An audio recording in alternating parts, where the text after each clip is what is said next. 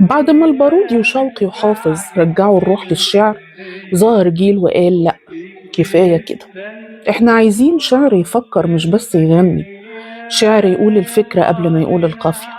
وده كان ميلاد مدرسة اسمها مدرسة الديوان. ولأ، مش ديوان الحكومة، ده ديوان الشعر.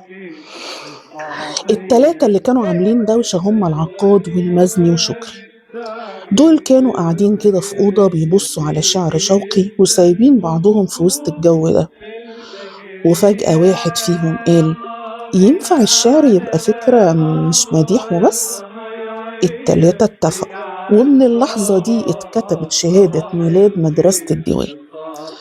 العقاد دماغه نار، نقده نازل جزار، والمزني خفة دم وعمق، وشكري شاعر حساس جدا زي اللي ماسك قلبه بإيده.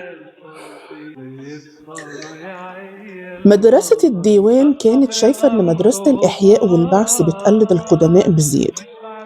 العقاد قال عن شوقي كلمة خلت الدنيا ولعت: شعره صنعة مش إحساس. أهو ده اللي اسمه اشتباك ثقافي محترم. طب هل شوقي كان وحش؟ لا طبعا، بس الديوان كانوا عايزين شعر جديد، شعر يفكر، يحلل، يدخل جوه نفس الإنسان.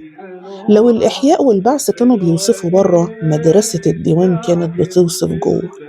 الشعر عندهم بقى نفس ومشاعر وتحليل وتأمل، بقى فيه فلسفة. والعقاد دخل لنا بطولات من دماغه زي عبقرية محمد وعبقرية عمر. والناس قالت والله الراجل ده لو اتولد زمان كان زمانه عمل مدرسة لوحده. ليه المدرسة دي مهمة؟ لأنها كانت أول جيل يقول الشعر مش بس وزن وقافية، الشعر فكرة. وده اللي فتح الباب لمدرسة أبولو، والشعر التفعيلة، وللشعر الحر، وللحادثة كلها. مدرسة الديوان ما كانتش ضد العربية، بالعكس دي كانت عايزة اللغة العربية تعيش في العصر الحديث. وده جزء من حكايتنا في اللغة العربية الرومانسية المصرية، إن العربي والمصري مش متعارضين. ده العربي هو الفكرة، والمصري هو الروح اللي نفخت فيه، التراث بالمصري والعروبة بالدم.